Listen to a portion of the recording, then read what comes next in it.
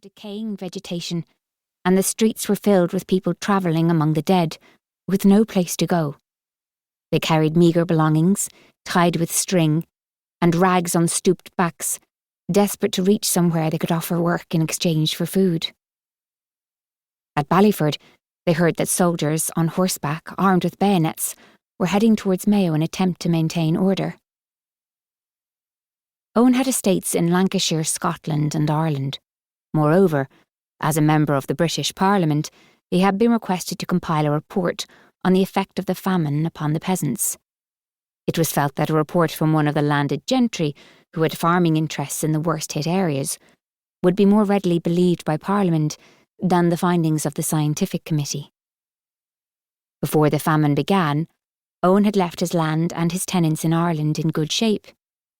He resented having to leave his family in London to return to his estate alone. But Owen was a man of principle, and if the Prime Minister desired his considered opinion, it was his duty to ensure it was provided in full. Since news of the first crop failure had arrived in London, he had dedicated his time to the needs of the country where he felt most at home. He argued with his fellow landowners for the repeal of the Corn Laws and for the British government to ban imports from Ireland so that the country could become self-sufficient. He had even made a speech to that effect in Parliament. "What is the use of establishing a Board of Works, Mr. Speaker, of paying good English pounds to employ men for work which has no purpose, when all that is required is to place a ban on imports? It would cost a paltry amount of food subsidy until the crops grow healthy once more, and the Irish peasant is able to feed himself and his family, as he has always done." Since that day, Owen and his wife, Lydia, had been shunned by their peers. Too many of their friends made vast amounts of money from the grain imported from Ireland. This ostracisation did not make Lydia happy, and she was less than supportive of Owen's journey back to Ballyford, the home he loved best of all. "Why you? Why can't the Prime Minister pick someone who doesn't have to neglect business interests in London to go? For goodness sake, I haven't even visited the place since before the children were born. You aren't even on the scientific committee. Let him send someone else." Lydia was strident and relentless in her opposition.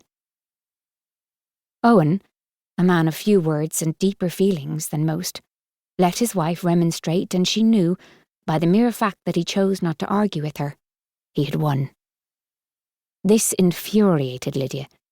She controlled and ran their London home with meticulous precision, and she never ceased to try and spread her tentacles of control further into Owen's life. Owen considered himself to be a Christian man, and was deeply shaken by the lack of compassion shown towards the Irish in the midst of their plight, by people he had attended school with and known for most of his life. Unlike other Irish landowners, Owen had taken no rent from his tenants during the blight, and had arranged for them to be secretly supplied with bread from the castle. Owen could not pray to the Lord for forgiveness for his sins every night without knowing he had done his best to help his tenants survive disease and starvation during the darkest days Ireland had ever known. Typhus had followed quickly on the tail of the famine, heaping a double disaster on the poor. Death was audacious and roamed freely. It slipped quietly into homes where families assumed it had passed them by unnoticed. It strode out across fields and farms, even into the most remote sod houses and hovels.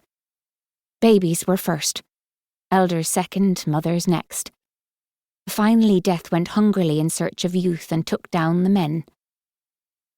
It was never quick, always slow, agonizingly slow. Death waited patiently, as muscle wasted and skin yellowed. Flesh fell from bones before the spirit succumbed.